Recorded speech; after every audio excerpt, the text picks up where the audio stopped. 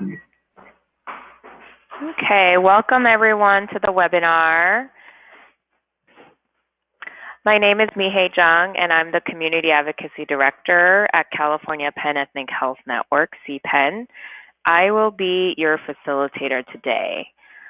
Thank you so much for joining the Education, Outreach, and Awareness webinar series today. The CRDP Monthly webinar started last month, and it provides tools for you to elevate and highlight your community needs, identify and explore mental health funding resources and opportunities, and innovatively tell your success stories to stakeholders. So whether you're a community leader, an executive director at an organization, or a clinician, we hope that this webinar will be a useful resource and a tool for your team and your community. Before I introduce our speakers today, here's a few housekeeping items. Please submit your questions via the question box. If it's not showing up for you, you may need to click the orange arrow to show the control panel.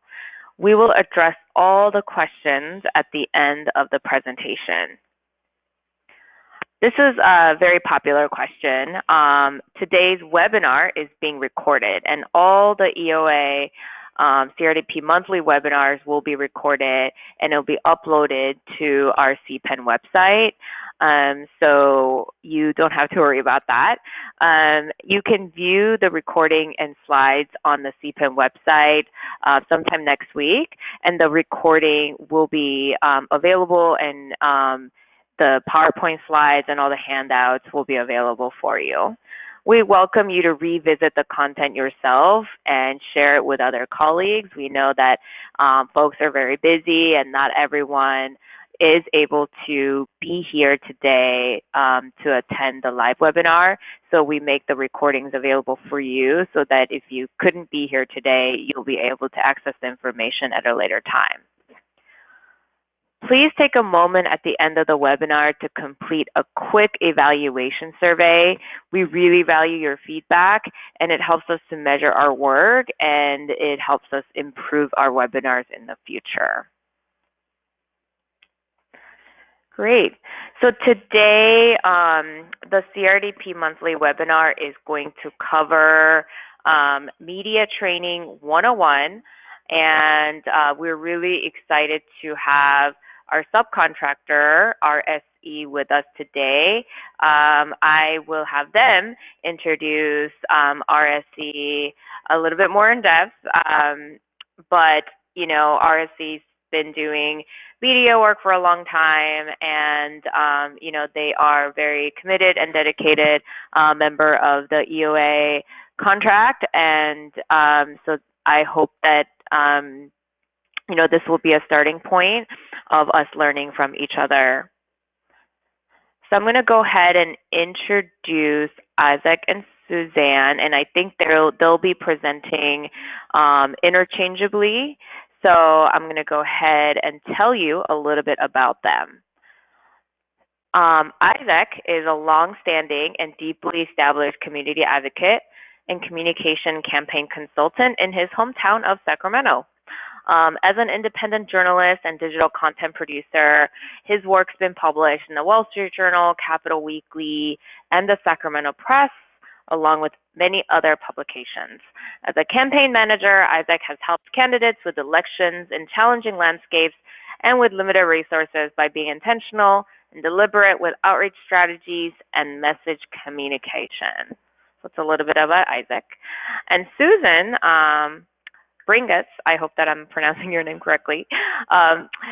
They're first-generation Mexican-American and fully bilingual, has been responsible for the development and implementation of the Delta Dentacal marketing campaign called Smile California. Susan is responsible for the development and implementation of all Dentacal public relations and marketing initiatives, including technical assistance, community and influencer engagement, and media relations for all statewide and local engagements. Prior to her work on behalf of Delta Dental, Susan led public relations efforts for California's obesity prevention and physical activity campaign, Champions for Change. Her experience also includes a leadership role on campaigns for Orgullo, I think I'm not pronouncing that correctly, a program that celebrates Latinas and empowers them to feel confident about their appearance, style, and homes, and for the Each Mind Matters mental health stigma campaign through Cal MHSA. Susan also develops culturally and linguistically appropriate communication materials to serve the various Latinx communities in California. Prior to joining RSC, Susan was a senior manager for Hill and Knowlton INC in Los Angeles, where she worked for an array of California state government clients, including the California Department of Public Health Tobacco Control Section, the California Bureau of Automotive Repair, the California Emerging Technology Fund, and California Lifeline telephone service. In addition, she was a day-to-day manager for the Hispanic media, community, and community relations efforts for the American Legacy Foundation's Truth Campaign, the Robert Wood Johnson Foundation's Covering Kids Health Insurance Program, and the American Honda Motor Company's Dream Lab program, an arts and education program for inner-city youth. Susan attended the University of Southern California, where she received a bachelor's degree in communication. So, as you can see, both speakers have deep experience in the intersection of media communications and also social change and impact. So we are, really super happy to have them here. And Isaac and Susan, you can take it away if you're ready. Yes, thank you. Thank you, Mihae. I had no idea you were going to read the full bio. So thank you so much, though. Hello, everyone. My name is Susan Bringas, and yes, I'm here with my colleague, Isaac Gonzalez. We are with Runyon Saltzman, also known as RSC. RSC, for those of you that may not know, is a fully integrated communications and marketing firm. We serve an array of clients, many of which Mihae mentioned. But we serve a variety of communications needs, from advertising to PR to, of course, media relations. So Isaac and I are very happy to have this opportunity to give you guys what's essentially a crash course on Media 101. We have a pretty packed agenda, but I think we'll have ample time to get through it. And yes, if you could please I guess you could type your questions in, but just know that we'll address them at the end of the presentation. Before we get started, I guess not knowing everyone's personal level of experience with media relations, I would definitely recommend participating in the Media 201 as well in combination with this, to just also be sure that you participate in that one. I understand that it's upcoming in the near future. Because both webinars are equally important, but very distinct. So our goal with this particular presentation is essentially to familiarize you guys with the media landscape. So the simple do's and don'ts when working with various media, characteristics, their preferences, knowing trends, knowing where your audience is seeking their news, your various target audiences that you may work with. So basically just laying the groundwork. So I think, excuse me, one other thing I will say is that I am slightly sick, so if I have a cough attack, please excuse me. But like I was saying, I would definitely plan on participating in 201 as well. So once you have the foundation of both, it'll just make for a much more productive relationship with the media outlets that you're attempting to establish a relationship with. Okay, so next slide.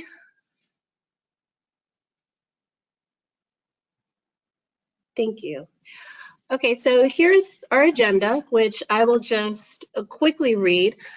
So we'll go over understanding the media, working with media, selecting a strategy for working with each type, and then we will go into the various characteristics and tips for print, broadcast, and radio. And then we thought it would be a good idea, and also a good way to end, but also a prelude to the next webinar, would be giving you an idea of what an actual interview experience would be like. And we chose telephone, excuse me, as that can happen at any point in time, and it's probably the most common form. Next slide.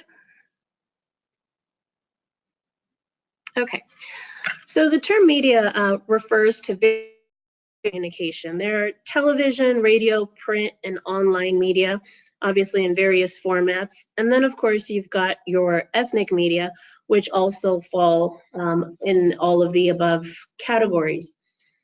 So you may ask yourself, well, why is media important? Why should it be important to you?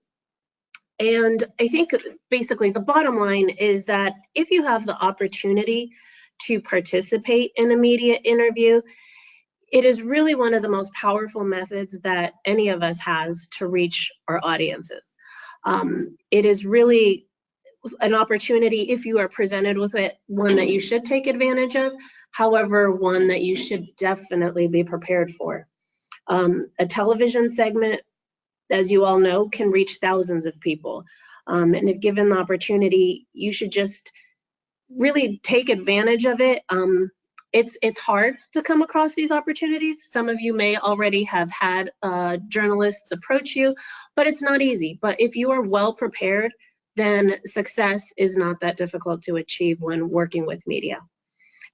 Also, another reason why media is important for yourself and for your is media coverage adds credibility to you and your story. When we see, hear, read a story in media, it just tends to give it more value. So, next slide.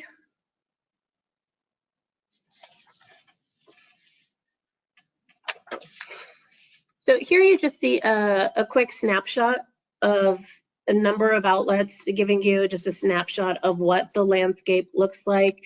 It's not a surprise to any of us that the print format of daily newspapers has been one that has been declining for decades.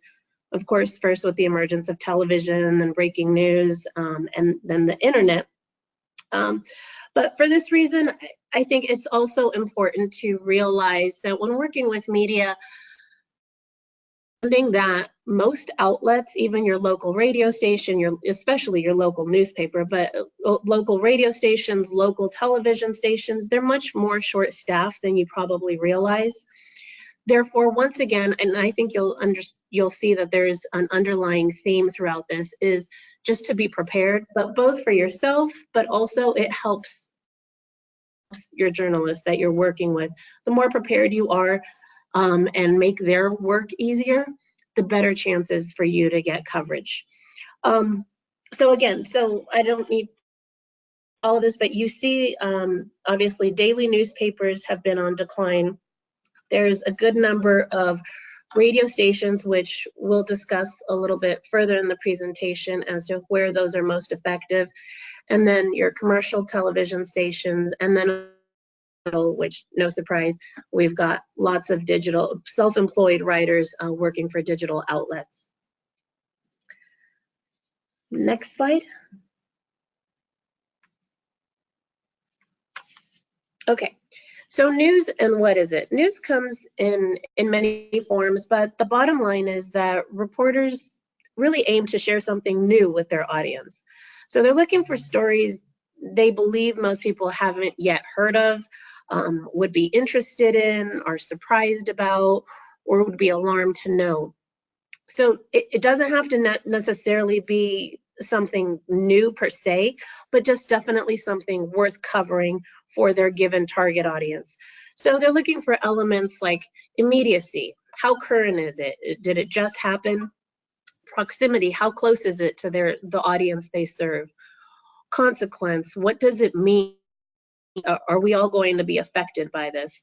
Prominence. What superlatives are involved in the story? And I will say, media love knowing if something is the first, the last, the best, the worst. Suspense, especially if it's an ongoing story. Conflict, pros and cons, of course. And then the human interest story. We all love the good human interest story. So once you are ready to package your story, I would keep in mind not only what it is that you're looking to tell, what messages you're looking to convey, but always keep in mind, what is it that the journalist that you're targeting is looking for too. Next slide.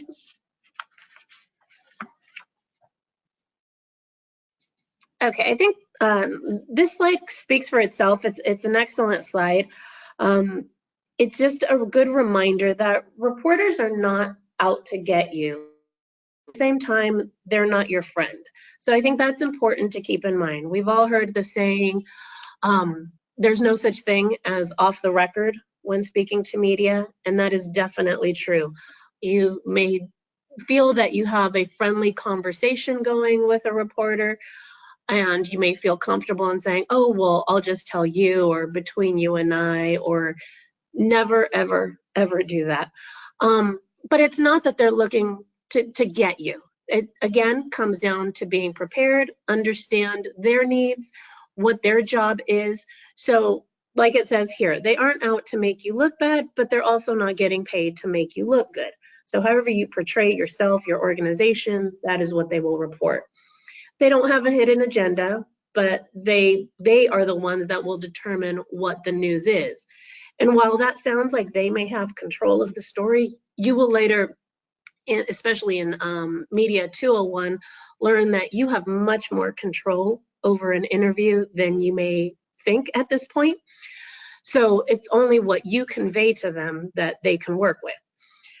They don't seek to misquote you, but they won't write a bad quote into a good one, and vice versa. They don't intentionally misquote you out of context, but their context, like I just said, comes from you. So again, preparation and making sure that what you're presenting to them is the best packaged material. And at the end of the day, they're human beings. We all want a pat on the back, so you can develop a working relationship, but just understand that this is a job for them as well. Next slide. Excuse me. So some of you may be thinking, and I think I touched on this a little bit, is why would the media be interested in my story?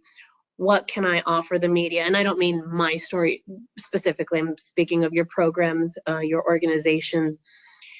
So media wants to be able to provide their audience with relevant and important information to their viewers, readers, listeners, depending on the format. So I think it's important for you to know that you have the power to inspire listeners, viewers, readers with whatever it is that whatever your message is. So by sharing your story, you may be able to inspire viewers to make the change that you're seeking. So again, this will become more obvious in 201, but just going back to the slide, reporters here are your conduit of information to key audiences. Here are some characteristics of various reporters. And while I think it's important to keep this in mind, I again go back to, don't let this intimidate you. I think sometimes with a media relations department, or we're not familiar with media, this is out of my realm. It all comes down to preparation. And I think starting with the fundamentals that we're covering right now, as well as the fundamentals you'll get in the next webinar, you will be prepared. You guys know your story better than anyone. It's just a matter of being prepared. But we want to, like I said in the beginning, paint the picture for you in terms of who you're dealing with, what you may expect.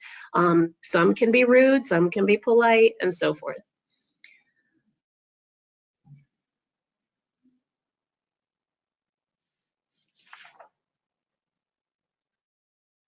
Next slide. Thank you. Okay, and just again, to paint the picture of what reporters generally will not do. This is not a definite, but they generally will not provide you with questions prior to the interview. In some cases, you can offer a sample Q&A, and some will.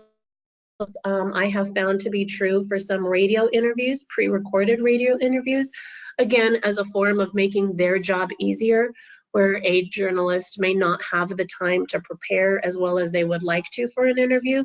But this is definitely not something where they let you know in advance, as I plan to ask you, not typically, but it can happen. So just be prepared that you should not be expecting questions in advance.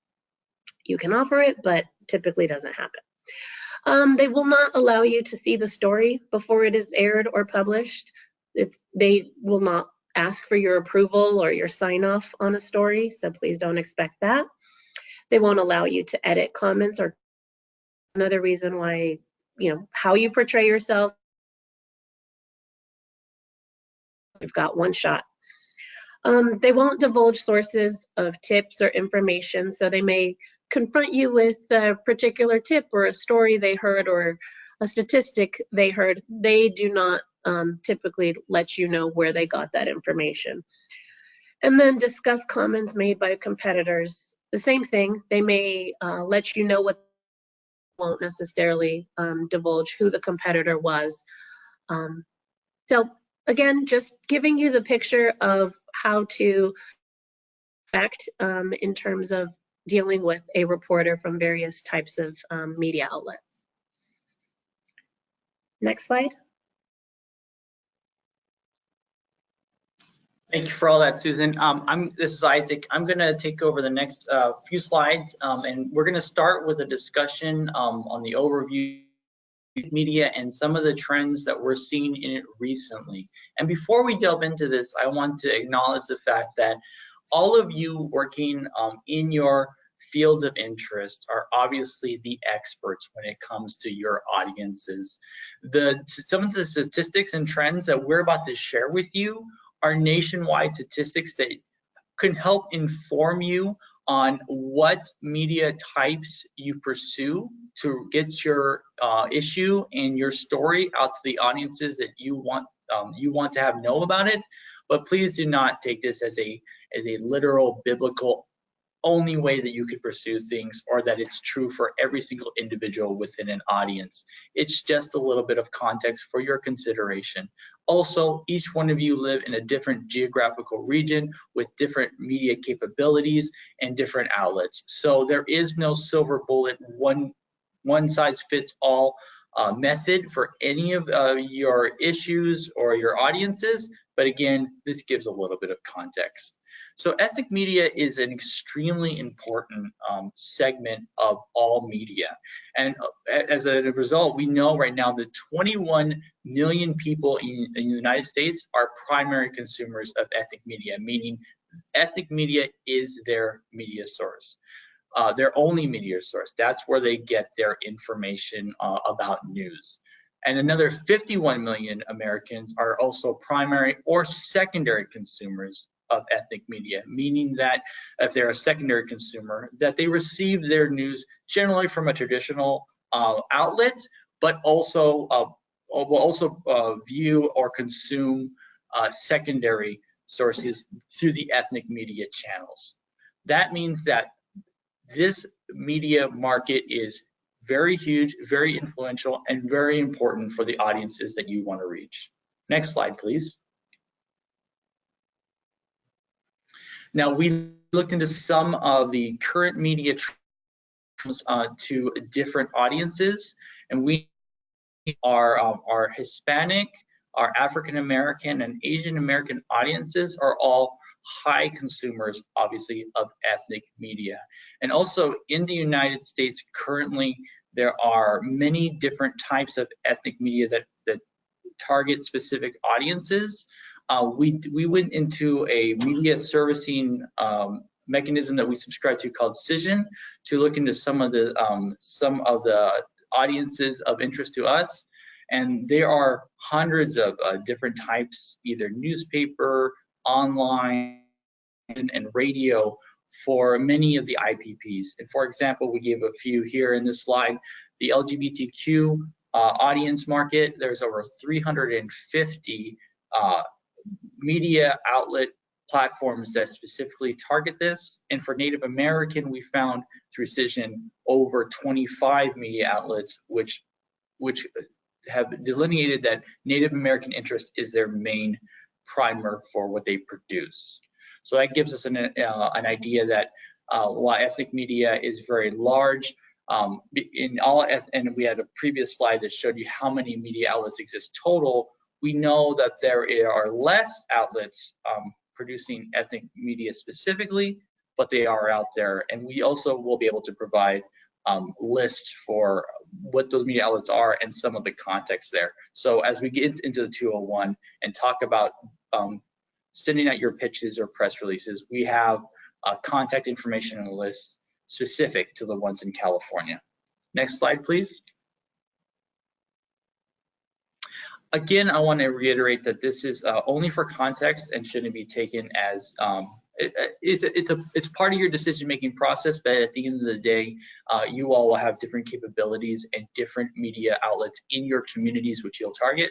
So just for reference, we know that African American audiences nationwide, according to Georgetown University, prefer to get their media from their news from television. That is the primary outlet which most African American audiences tend to use, and they also use newspapers, and a high percentage of African American audiences will use social media networking sites regularly. So if your target audience is an African American audience, this is one mechanism to think that if you have the capacity in your community, that television could be a good opportunity for getting your message in front of more of your target audience. Next slide, please. For the Hispanic and Latin X audience, radio is by far the most abundant source of news. There's a high percentage of the Latinx audience that tune to the radio for news, and they also listen on the weekends, which is an interesting trend within this section of the population. Latinx also are consuming more and more news via mobile and digital. Why is that important? Well, we know that when people are consuming media on mobile or digital devices, that they're either viewing it through a video or listening it through a podcast or radio type of audio type of program. So that means that a written story is less likely to be consumed on a mobile device, and that's why that's important for context. But radio, an audible story is going to potentially reach more Hispanic audiences than, say, a written one. However, I will say that weekly newspapers are also very, very prevalent in this, and almost a quarter of Hispanic audiences read daily newspapers that are ethnic media targeted to that audience. Next slide, please. So our Native American audiences have another form of, or another audience that highly digest content and news content on radio. Part of this is because around 2011, the FCC opened up a lot of the frequency spectrum that wasn't available before for independent organizations, and many Native American outlets were then grabbing those frequencies and then producing news for Native communities. In 2011, it actually almost doubled the amount of Native American focused content on radio. So it's a hugely widely used medium, and also online, but again through the mobile and digital device, as opposed to a desktop device, is where Native American audiences are accessing more and more news. So again, a video or an audio produced segment is going to be more likely consumed than a written segment on a mobile device. Also, tribal newspapers are also very, very prevalent. I will tell you, just in doing my research, I was surprised. There's also a lot in Canada for whatever reason, but in North America, we also do have a lot of Native American newspapers targeting the Native American audience. Next slide, please. And then our Asian American audiences are primarily consuming content on the web, far higher than any other ethnic audience that we are tracking currently, and also a high adoption rate for ethnic newspapers. In fact, Korean, Chinese, and Vietnamese adults, approximately 80% of them read an ethnic newspaper on a regular basis. So you see a high adoption rate there. A lot of these newspapers also translate their things to the web. So if you are targeting Asian American audience newspapers. You can also expect to see that content not only go in print, but many times also go on the web. So that would be a good target if this is an audience you are trying to reach. And again, all of that is just for context and help in your decision-making process. In no way should you say, oh, based on the research that we read, we should only put our energies into one market. Having a diverse and well spread out media plan and outreach across all mediums is always a good idea. You could be intentional when the capabilities exist, but by all means, don't let anything I've just said preclude you from attempting to outreach to other media types. Next slide, please. Well, I want to remind you, the media, you have some very important responsibilities because you are now becoming the ambassador of your organization and your brand to the outside world. And many people are going to learn about your organization the very first time. And that's a huge opportunity, as Susan was speaking about earlier, and the potential upside for your organization is very high when you're intentional and with a little bit of planning. That's why when you speak to the media, you should always speak as an expert. You are the expert. You are the people working in your field and really making a big difference. So assume it, own it, and broadcast that you are the expert. One way, obviously, that will help you feel more confident is by being prepared, knowing your issues inside and out, having statistics ready to provide to news. News love to tout statistics and data. It helps to reinforce claims that people are making, that experts are making. So having that at the ready will help you greatly. You're representing your organization, so you always want to deliver credible, newsworthy information that stands up to scrutiny.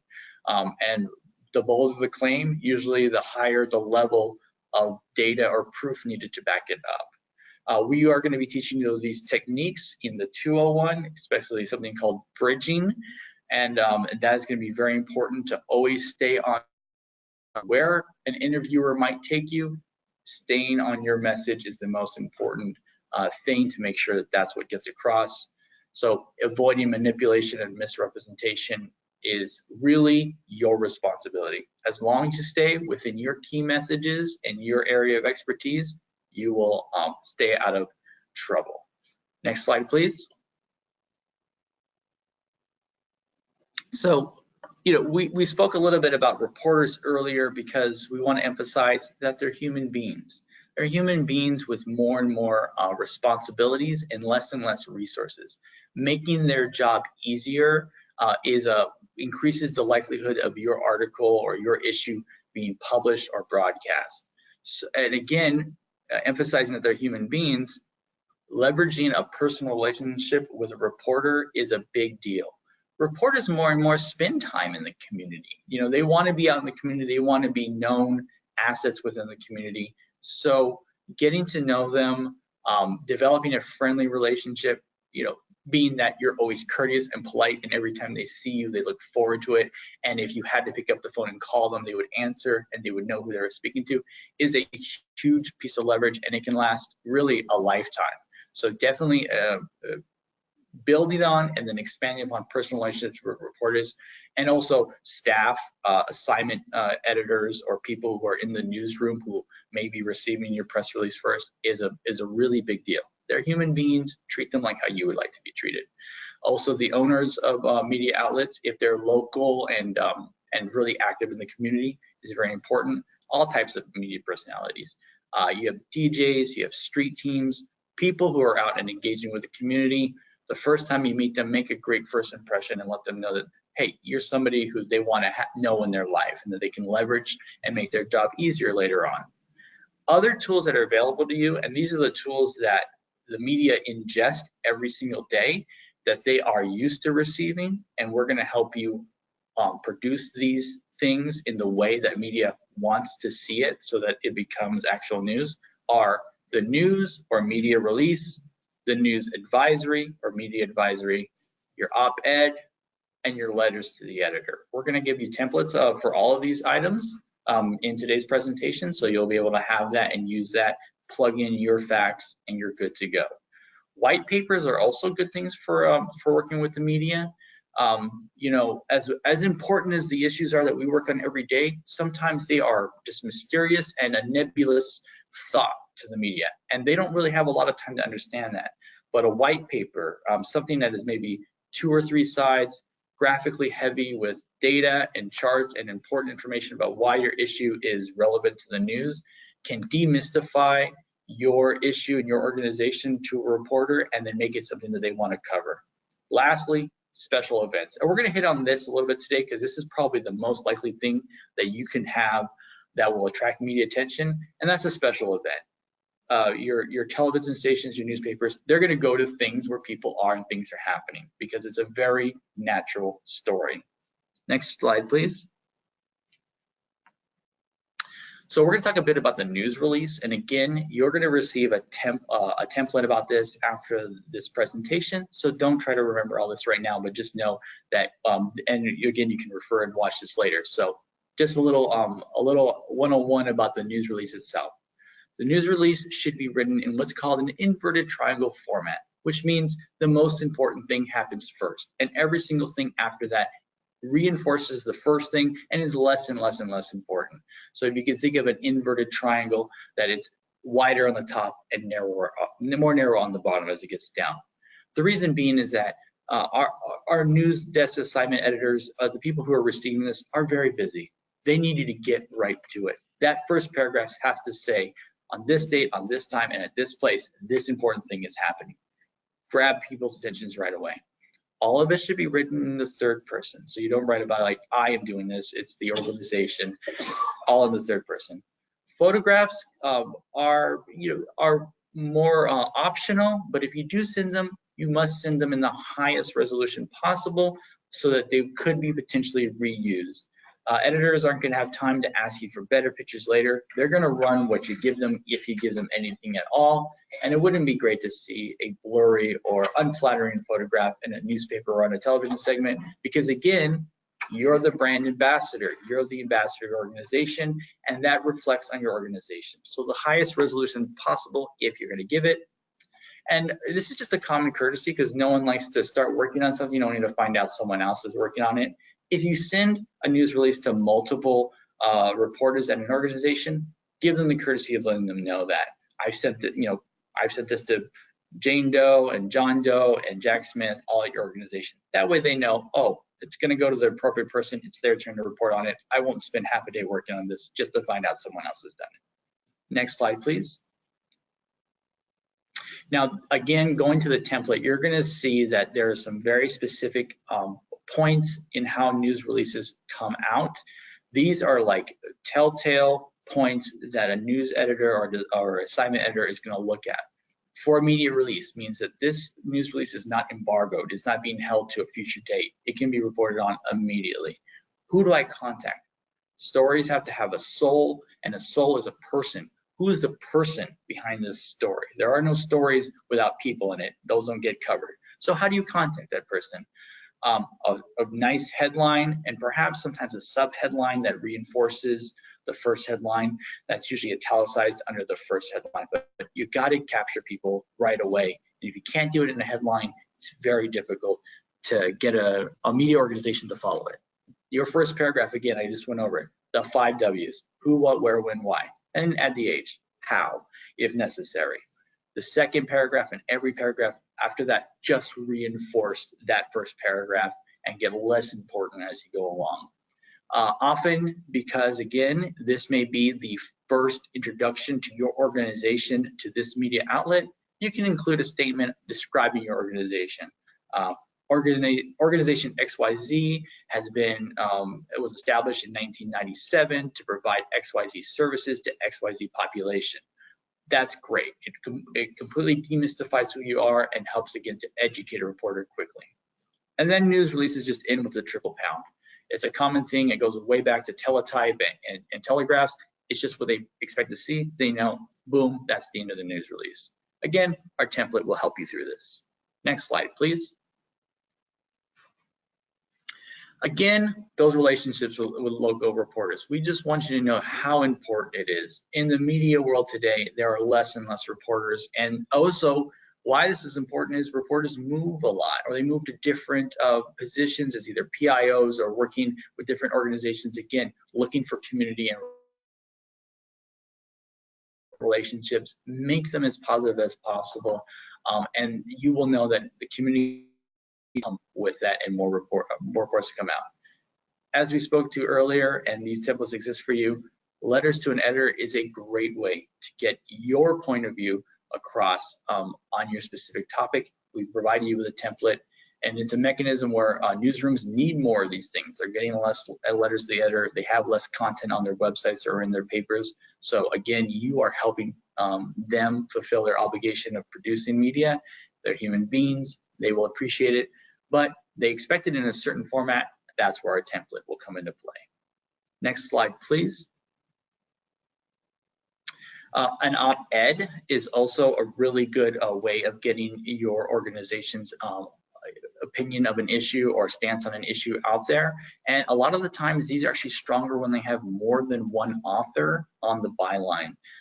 For example, you could write an op-ed and also have a co-author of an elected official or another known expert bring additional credibility to your op-ed.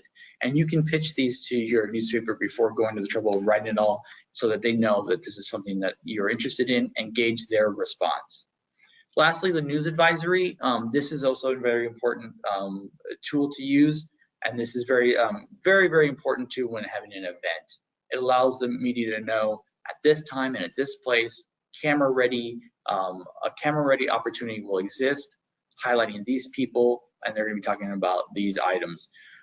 It's very important to get these out if you are going to have some kind of public event, especially if you want to make a comment or have your organization take a stance on an issue or respond to something that's happened. As long as you build this up properly, usually you will get media coverage. The media is looking for media advisories and news advisories. Next slide, please. So we talked again about how special events could be one of the more easier and more likely opportunity for you to utilize the media in your community. However, special events happen all the time in almost every community, so it's important that you differentiate yourself from the pack so that you will have a higher likelihood of receiving media coverage. One way to do that again is to utilize a recognizable or highly sought after person in your community. It could be a mayor, a council member, either somebody who's a known, like a teacher of the year, someone who has, for whatever reason, a distinction of being that much more important to the media, that will entice them to come out. You also want to spread the word to your community ahead of the special event so that when the media arrives, your event is well attended. So make sure that you're utilizing all of your channels that you have available to you to have the event attended at the level that you want, so that when the media arrives, again, as ambassador of your organization, you are presenting your organization in the best possible light. And if you intend to have local leaders attend your event and you want them to make sure that they can actually logistically do it, their agendas are usually typically filling up quickly. This is a kind of a chicken and egg scenario where if you tell local leaders that you intend to get media coverage at your event, they will come. And if you tell media that you have local leaders at your event, they will come. So it's a bit of a chicken and egg, but I think both complement each other very well. But on the local leader side, usually you need a few weeks ahead of time to make sure their staff has it on their agenda, it's confirmed, and they will arrive. And the more you get to confirm that they'll arrive, the more you can put in your news advisory, and the more likely that the media is to attend. Next slide, please. Again, you're competing with other news and other special events, so it's important to distinguish yourself. Really, I know all of you have a very creative and very dedicated staff to your cause. Think about ways that you can make sure that your event is different or unique or stands apart from other events that could also be happening similarly. Is there an interactive art installation that really communicates the importance of your work in a way that you've never seen before? Is there a specific amount of people that are going to be there doing a specific thing that is different than other events and make it newsworthy? This requires obviously some time and some intention to put your thinking cap on, and there is no one-size-fits-all solution for all of your events, but spending a little time on this, I think, will reap you great rewards. So always use your creativity to its highest potential to make your event that much more unique than others. Will always increase your media reaction. Next slide, please. Again, explaining in your media advisory without saying this is why your listeners want to know this, but emphasizing the importance to listeners or viewers of media outlets about why this event is important is very, very critical.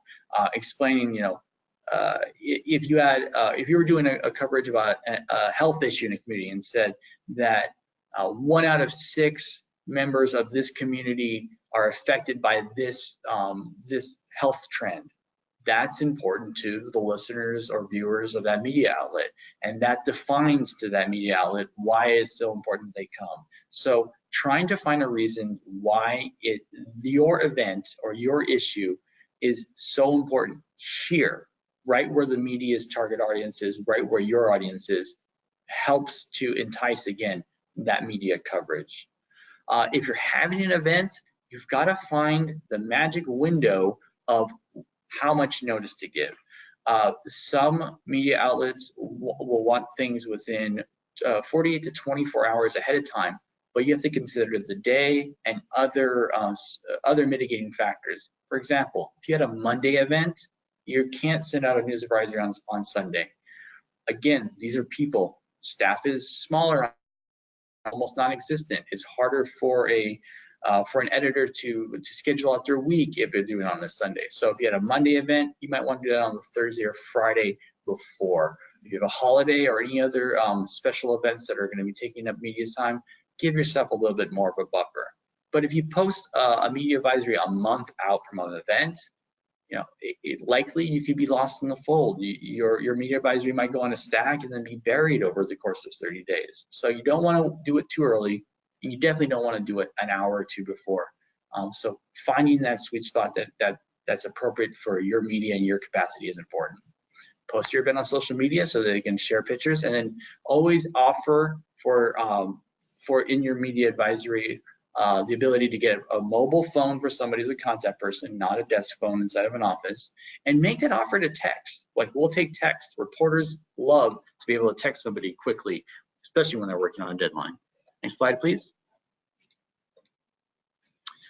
Again, they're people. Be very kind to them when reporters are at events.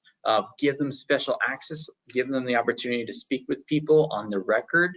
A full materials that you might have that you want them to absorb, including your press release, maybe any fact sheets. If you have a brochure for your organization, that's good. Even a page with quotes, like quote readies with the names and the people involved, help a reporter on a deadline get their job done. And then after the event is over, you can take your press release and write it in the past tense with your high-res photos and resend it out to the media that did not come. They may run it if they're looking to fill space in the next edition or on the next online update. It can happen, and you've already gone through all this work. A little bit more work could have a big reward. Next slide, please. Now, this again is just a little bit of consideration. I'm not going to read through this verbatim, but when we have these 3 main medias, you have print, television, radio, all of which are producing content for their mediums and also probably repurposing it for the internet, which is something to consider. They all have a little bit different mechanisms going on behind the scenes, variations on one another. What kind of reporters are covering what, which media feeds into the next. Television and radio editors are reading the newspaper. So if you get something in the newspaper, it could then be reported on the news the next day. Or a radio editor might reach out to you and say, we'd like to do a telephone interview, which we're about to speak about in a second. So that's something to consider about what each media is doing and how they sometimes use each other for leads for content. You know, for print, you can really get into your issue because it's a longer form and it can really go into the details. Television is very quick. If you actually watch, I can sometimes do this exercise, count on your fingers how many different cuts are in a 30-second news segment. You'll be surprised, it's 17, 18 different cuts. It's happening very quickly because they're trying to keep people's attention. So you don't really get that long form nuance.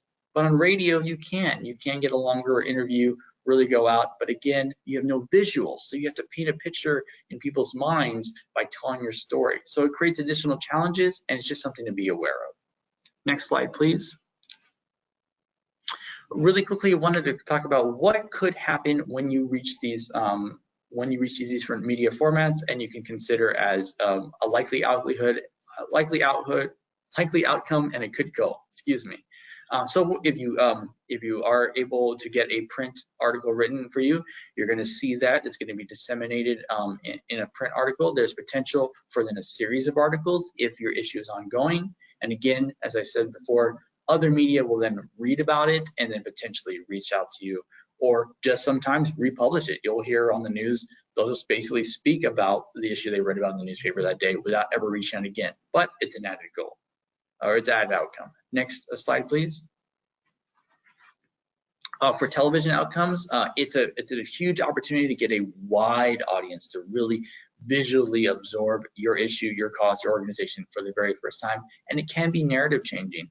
One campaign I think of that was really narrative changing is the California Endowment's campaign to say no child prostitute. That was something they did very highly in the television media, that they talked to television outlets and said, instead of reporting on child prostitutes, they are human trafficking victims. That narrative change over the course of about a decade was huge, and in many ways television, it changed how audiences perceive things. So television is a huge opportunity for narrative change, and especially about your issue, to put it and frame it in the way that you know your issue deserves to be understood. Next slide, please. And then finally, radio outcomes. Again, you're going to get that online, you get that on-air broadcast about your issue to a wide audience. Many people in cars or traveling are listening to the news.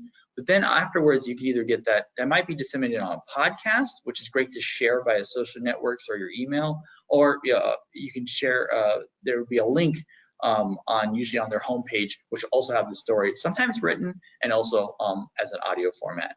And it really creates that immediate awareness of your issue. Radio is, it's ethernal, it's not tangible, it's just in the air. So that immediate that awareness is very, very in the moment. Next slide, please. Okay, I know we're getting close to time, but before wrapping up, we just briefly wanted to discuss telephone interview characteristics.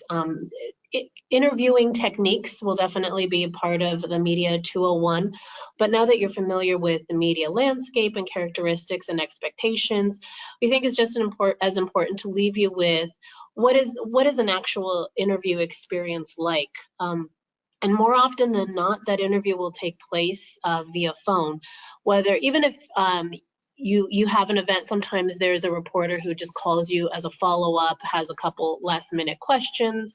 But it is, of course, the preferred format for print reporters, digital reporters.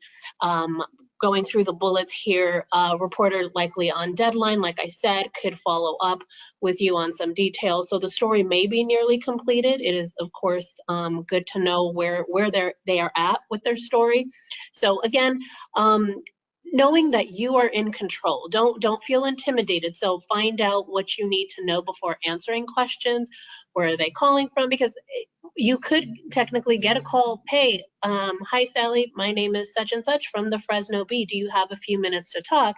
And instinctively you want to say yes, sure. But until you feel fully prepared, you should say, can I give you a call back? What is a good time, number, get their name, and then do your homework. Hopefully by that point you will have already gone through the exercise of being prepared with your materials and so forth, but just to get yourself in a place where you're in control of the interview. Even if you get one of those out of the blue calls, you can always call them back. And like it says here, have your notes in front of you. Next slide, please.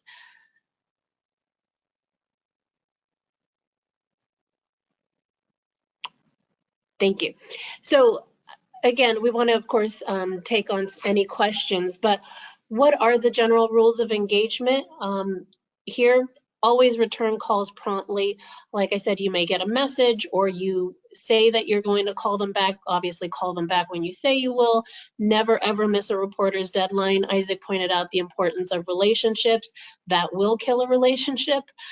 So obviously, respect their deadline as you would want yours respected. We discussed never saying no comment. Don't answer if you don't know. Say you don't know and get back to them. Again, that comes back to remembering that you are in control of the interview, so don't feel you have to have an answer.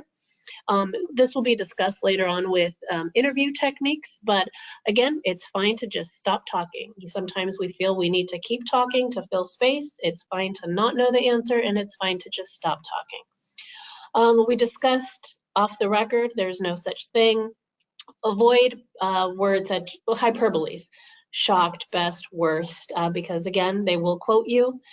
And then know when does the interview begin and end. So you, again, set the parameters of the interview at the beginning. You will ask the questions of what is the expectation of the interview, what are they hoping to achieve, and then you go from there. So essentially setting the tone. So I think the biggest takeaway here is just to remember that you are the expert. As intimidating as media relations may seem, you are definitely the expert. The one thing I would say before closing is to start thinking about what success with media looks like to you in your organization. What is it that you would like to see happen? What would you like to achieve? And what is it that you're really trying to convey? What message is it that you would like to see in your local publication or whatever media outlet you're trying to reach?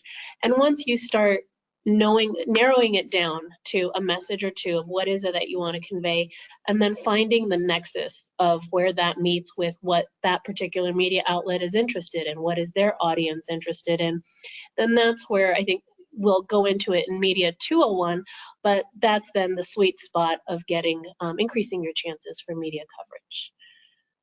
Okay, 2 minutes. Next slide. I think that's questions. Yeah, yes. So I didn't know if there was a question slide. So thank you. This is the last slide, right? Yes. Oh, okay. So we have a couple minutes until 12, and I just want to really quickly open up for questions for folks if people have any questions. So we'll just wait a few seconds. Usually it takes time for the questions to trickle in. But until then, I guess one question I have for you is, we have these 4 handouts that you've made available. Can you just go over how those handouts should be used? Yeah, thank you. I'll do that. So we do have 4 handouts. We have the letters to the editor, the media advisory, the media pitch, and the news release template that we've shared with you. Each is written in a format where you can enter your values in specific spaces for the brackets. So there's brackets of like contact information, phone number, email, title, date. So in that sense, it's very self-explanatory. Then within the paragraphs themselves, it'll explain this first paragraph is the lead, the most important area. This next paragraph should reinforce the first one, provide data.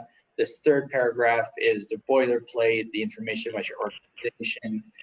What you all can begin to do is begin to maybe role play in think about an event or an issue or a thing you had in the past where you wish you could have had media coverage. You can use the press release template to write how you could have written that press release to get coverage. And then when you're done, look at it really and think like, if I was a reporter, if I was an assignment editor, and I received this across email, would this entice me to go cover the event? Why or why not? And with why, like you think, yes, that isn't enticing, how can you expand upon that and make it more enticing? So each one of those hopefully will be a tool that you can use, and I think the exercise I'm using in previous opportunities is a good start, so that the first time you send it out isn't the first time you draft one. Also, too, a word of advice: less and less media want to receive attachments in email. We hear all the time about hacking and Russia and phishing attempts, and those all come in the form of attachments. So these should be written on your computer in a word processor, copied and pasted into the body of an email, not sent as an attachment for best. Okay, great. So it's actually 12, so we want to be respectful of people's time. So for all the attendees, thank you so much. And Isaac and Susan, thank you for being our guest speakers for the monthly webinar series. Just for you, the folks that are on the webinar, the IPPs and the tabs, we do have Media 201 that will be coming at a later date, which has more in-depth information about our specific and customized plan on how we plan to promote the CRDP project and the CDABs. And you know, we're going to be doing some pitching with RSE, as well as learning how to use social media tools and others to promote our programs and the CRDP framework. So that will be coming at a later date. But for today, thank you so much for sharing your Friday with us. And if you have any other questions, please feel free to email me or Isaac or Susan. We're all here for you and to support the work that you're doing. So thank you so much, and thanks for joining the webinar today. Thank you very much.